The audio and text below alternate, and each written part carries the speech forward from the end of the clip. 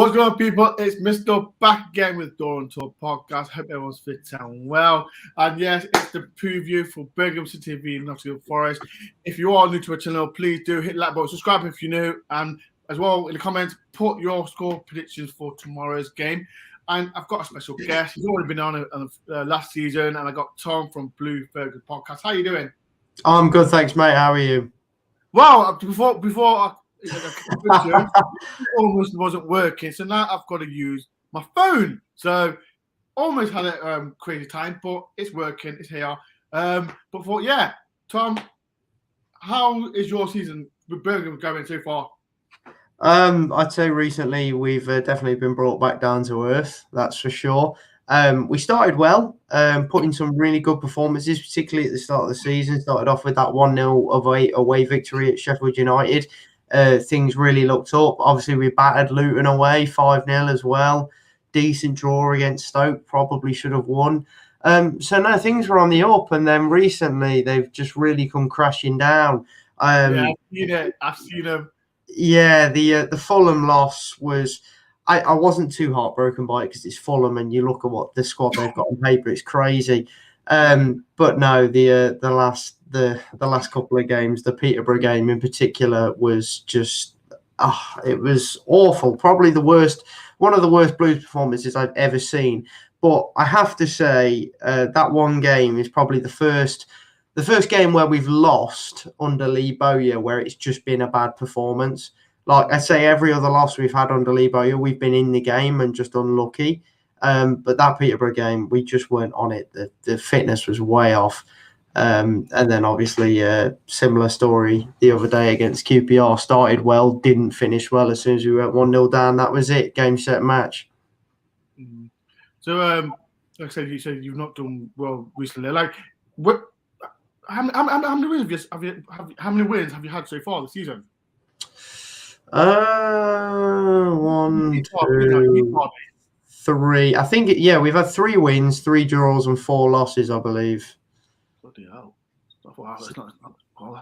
So it's not amazing. It's very mid-table, to be honest. It was looking up, but now we're just sort of in that mid-table region. But you go through rough patches in the season. Hopefully, this is a rough patch and we can pick ourselves up. I just really want a solid mid-table finish this season, just not fighting relegation for a change, because that is literally us every single bloody season. So hopefully not this time round, but we'll see. As you're aware that people, as everyone knows, that Troy Deeney he joined Birmingham from Watford, and because Troy Deeney is a Birmingham fan, when you signed him, was you excited of signing him? Because like I said, the experience he's had with Watford. Of course I was. I was buzzing because it felt like we probably one of the most high profile signings we've made for a long time. I was really excited. It's like, wow, he's actually signed for us, because he'd always said for years, although he loved and supported Blues, he'd never play for us because the pressure would be too much. And then as soon as the offer was put to him, he just couldn't resist. And I think you have to sort of take those moments, whether it goes good or bad, to take those times in life to play for your boyhood club if you're a footballer, because it doesn't come round often. So fair play to him for taking the challenge. Obviously, it hasn't been the most fantastic start. He's not really had that many chances, but when he has, unfortunately, he's just not been clinical, which is what we were all hoping for when we signed Deeney. It was like, okay, finally we can be a more clinical side, but we just haven't been able to. And that's just because I don't really think we're playing to his strengths at the moment, but I don't think we're playing to anybody's strengths. We're just really in a rough patch, and we need a decent result to get us out of it and start building the confidence again, because I think that's the big thing, certainly confidence. But Deeney has certainly brought some leadership into the team, which is good. I was about to mention like Forest, 7 points at 3 to 4, and the player that I'm going to tell you about, as he always goes past Birmingham, Aston Villa supporter Joe Lolley. I hate that man. I really do. This is a question from when Lolley scored Stanley goal against Birmingham. Are you scared of him? Because Lolley's been playing well last 2 games for Forest. Are you scared of him again? Well, yeah, of course, because he always puts 1,000% in whenever he plays Blues, every single time. I'd say I think the last two games he's played us, he's not had the best of times, but all the times before that, it's been fantastic. But in fairness, under Hughton, Lolly spent a lot of his time on the bench, so I think he seems a refreshed man, or he's sort of reborn under Steve Cooper. But I think a lot of players are. However, having said that, I don't know why this is the way it is. Whenever we're in a rough patch and a team is in really good form, we tend to turn them over. Whereas in a reverse situation, if we're in good form and we play somebody that's in awful form, we tend to lose horrifically. So we are just that form changing team. So on that classic Blues rationale, I'm feeling fairly positive despite being in terrible form. But I'll talk more about it in a bit. But I'd certainly take a point from this one, especially if Lolly's on form.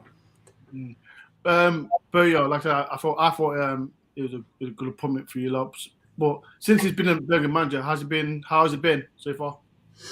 Lee Bowyer, he's been great compared to Aitor Karanka, a lot better. Lee Bowyer reached the same amount of wins in 16 games as Aitor Karanka did in 38.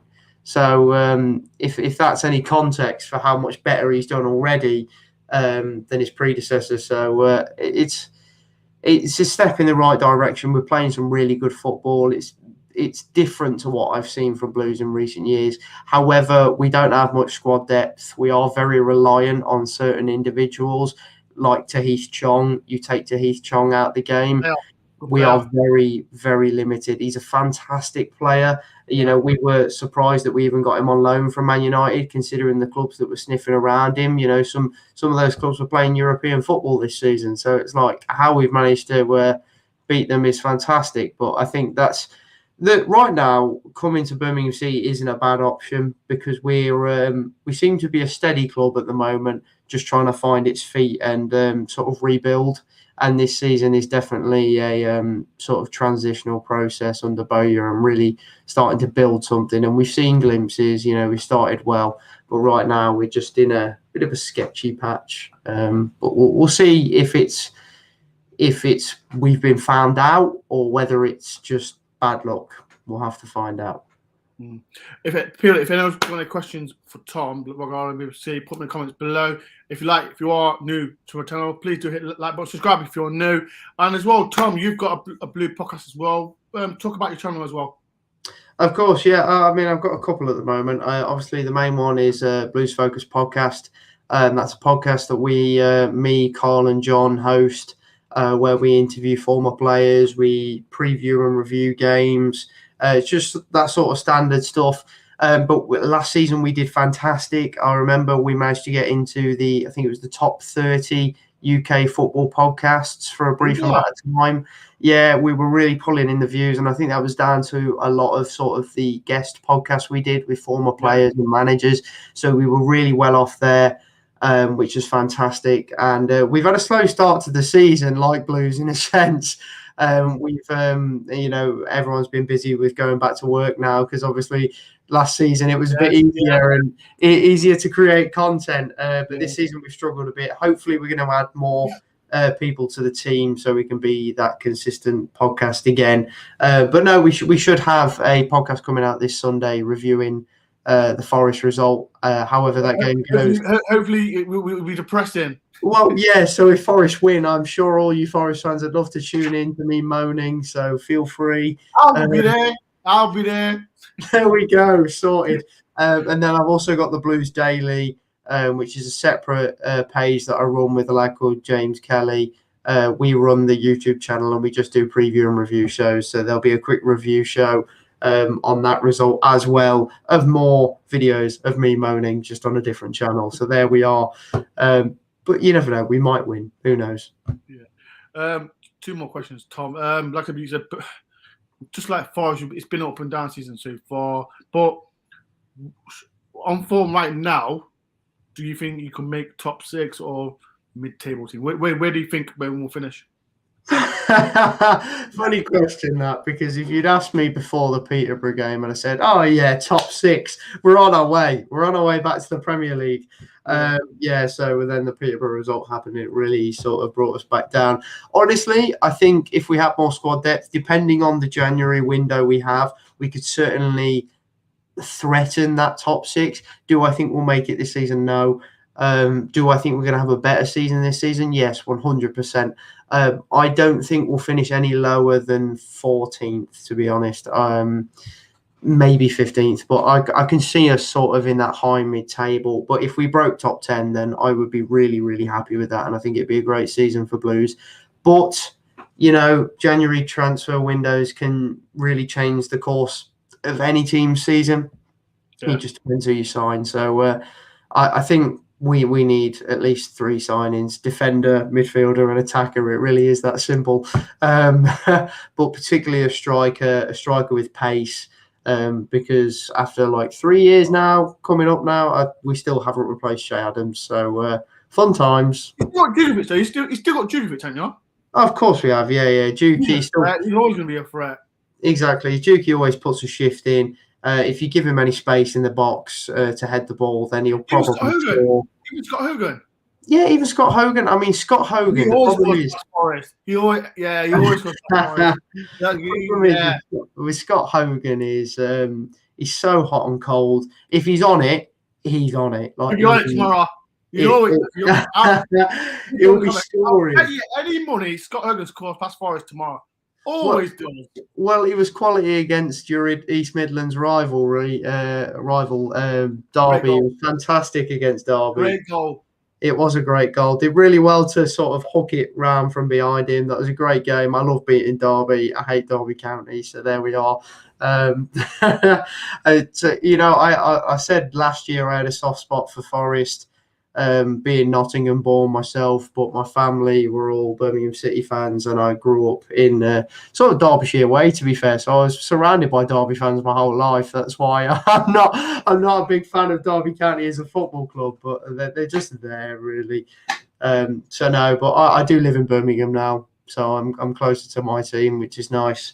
So yeah, no, it's always been a Blues fan, but soft spot for Forest. Even if we lose tomorrow, but who knows? A question for you, Tom. Do you think Forest will finish top half? I think with the manager you've got in, there's no reason why you can't. But the biggest thing for you right now is not really the games you've got coming up. It's more the January transfer window and how Steve Cooper goes about it. Because I think with Forest, you really need to clear some players out of that team, because for me, there's far too much dead weight in that squad. And I think once you've sort of got rid of that, cleared the wage bill a bit, I'd fully back Steve Cooper to bring in some. He won't make like $1 million signings, he'll bring in some really sort of nifty young players most of the time that are on the rise. People just don't know about it. He seems to be really good at spotting these young talents and making something of them. So I would back Steve Cooper in a January window. I don't think you'll overspend. You'll spend good money on good players that will get you to where you want to be for this season. So no, Steve Cooper definitely has it in him to get you into top half for sure. But then you could have said the same about Chris Hughton. Chris Hughton is one of those managers that just always finishes top half in the Championship, but for some reason it didn't work out at Forest. But no manager seems to work out at Forest. So. It's a graveyard. Any manager that comes to Forest is a graveyard. But yeah, he's done 4 points in his first 2 games, so it's a good start. I don't see why not. I mean, your squad on paper anyway. A lot of people fancied you at the start of the season to be top 10 in the first place. So for me, one key player is Zinkernagel on loan from Watford. I really like him. I think he looks like a tidy player. So no, it'd be interesting to see from Forest. But I definitely think you could make that top half. But January window will be crucial. Another question for you, Tom. From Too Many Phils. Tom, are you happy the way Birmingham's been run with current owners? See, when we spoke last season, we were in a lot worse position owners-wise. And I remember us touching on it. But since CEO Dong Ren left, he was sort of one of the main problems, if not the biggest problem we had at the club. He left at the end of last season. Craig Gardner has stepped up from his assistant manager role into a technical director role and has been in charge of our transfers. And that's why we've had a decent transfer window for a change, because we've said it for at least 3 years now. You can't run a football club without football people. And that's always been our problem. We've had too many businessmen behind the scenes. And it does seem like we are starting to employ more football people. Obviously, we still, on paper, have the same owners, but they are the new men they've sort of put in place to replace Dong Ren. Have said they only want to take care of the financial side of things. They will employ football people to take care of the football part and just do what needs to be done. So for once this season, the people in charge, Lee Bowyer, Craig Gardner, have been given that freedom. Unfortunately, under Dong Ren, he was rumoured to be a massive control freak and would get involved in transfers. You know, he'd be in his tracksuit on the training pitch some weeks, and he'd be asking managers how he wants us to play, and he'd give them formations in this, that, and the other. And you just can't have that from a CEO. It's unbelievable. You know, if you employ a manager, you've got to let them do their job. But no, that's not happening this season, which is good. So obviously the ownership still isn't great. We'd prefer not to have Trillion Trophy Asia or whatever they brand themselves these days. I feel like they change their name all the time, to be honest. There's no real face on our owners. Other than Edward Cheng, but he's nowhere near the top of the scale. It's a very long sort of financial tree that no Blues fan could truly explain. But no, it's certainly better this season. I'm still not completely happy with it, but I am 10 times happier than I was last season, that's for sure. You know what? There's another question for you as well, and this is a good one as well. Go on. As Chris Hughton was with you lot, what did you think of Hughton at Birmingham? Because I know he took you to the playoffs, didn't he? Yeah, he did. I honestly, if you ask any Blues fan, I think they'll agree with me on this. We were in the Europa League at the time, because if you remember the season before, we were in the Premier League and we beat Arsenal in the League Cup final. Yeah. So that season, we ended up playing something crazy, like 60-odd competitive games, maybe more. So our squad, despite being fairly thin as well at the time, was playing so many games that I honestly think if we didn't have that European, honestly, I wouldn't change it for the world, the European tour, because it's a once in a lifetime thing, especially for Blues. But I do think we could have gone and got automatics that season. We were that good. But the problem was, towards the end of the season, we were just throwing away wins and getting so many draws because teams would come back from behind because we just didn't have the squad depth, and we were so tired from all the competitions we were playing in, to be honest, because we even had an FA Cup run that season as well. So, you know, I remember we beat Wolves, got a draw against Chelsea at Stamford Bridge, and then had the replay and stuff. But no, Hughton, overall, on paper, it was a great season. It was really exciting for a Blues fan. But my only criticism of Chris Hughton was always his game management. His game management, for me, was his biggest problem. He just wouldn't make subs at the right time. It'd always be too little, too late. Forest. Exactly, and it was like, why are you making the subs now? This should have been made 20 minutes ago. Yeah. It's always been his game management that's frustrated me about Chris Hughton. And then obviously he left us for bigger and better things, more money. Long story short, he left us for Norwich and took Nathan Redmond. He did. Yeah. So, but I mean, we were about to go into financial turmoil anyway, because our previous owner at the time, Carson Young, had been money laundering from the club, and it turned out we had no money. So that was fun. And then in came Lee Clark and just about kept us up in the league on goal difference. So there you are. Fun times. But no, Hughton was good at Blues, and he really could have done more with us if we didn't have so many competitive games. But I still wouldn't change that European tour, especially beating Bruges at the 110th minute of injury time. It was fantastic. Right, so people, like I said, I'm going to ask Tom about his score prediction in a minute, but so people in the comments below, what is your score predictions for tomorrow's game. So, Tom, score prediction. And you seem to, right, your head and your heart. So, for your head, what do you think the score will be? People in the comments as well. You see what scores is as well. My head 2-2. Okay. My heart 1-0 Blues. That's down to the fact that for some reason Forest just don't seem to win at St Andrews very often. When's the last time we beat you? I think it was like 2013, 2012, something like that. I think Britta Sommerlonger scored the win. No, it was Dexter Blackstock. Dexter Blackstock, that was it. Yeah. I'm sorry to disappoint you, Tom, because I don't know if people can remember. The time we beat Birmingham, we wore the yellow kit. And Forest, in the last 2 away games, have wore the yellow kit. So we could win tomorrow. We could win the yellow kit tomorrow and could win. So this could be... I'm afraid do you know how much I'm going to laugh if you end up in the red kit tomorrow? I'll drop you a message and be like, sorry, mate, it's the red kit, lad. We'd never win the away kit at Birmingham. So hopefully we wear the yellow kit because, like I said, Tom, I don't know if you know, we beat Huddersfield, we beat Barnsley in the yellow kit. And so, yeah. Huddersfield have been in fantastic form this season as well. I thought that was an amazing result for you. Barnsley, I honestly think they're going to be in a relegation scrap this season. They're really struggling. We should have beaten them like 5-1. I don't know how we drew 1-1. We missed so many sitters. It was unbelievable. But yeah, no, Forest will be... I'd be surprised if you didn't manage to at least finish like 12th or above. I think you'll definitely move up under Steve Cooper, and I'd be really happy with the draw tomorrow against any informed side, especially with the new manager bounce as well. Right, Tom, it's been a pleasure for coming on the channel, and you are going to the game tomorrow, yeah? Of course I am, mate.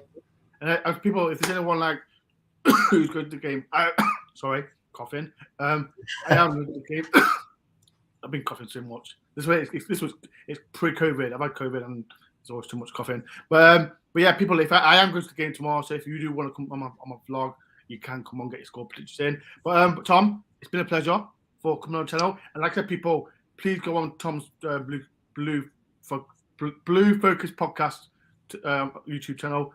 I will put the link in the description later on as well. But Tom, it's been a pleasure, and hopefully we could meet up.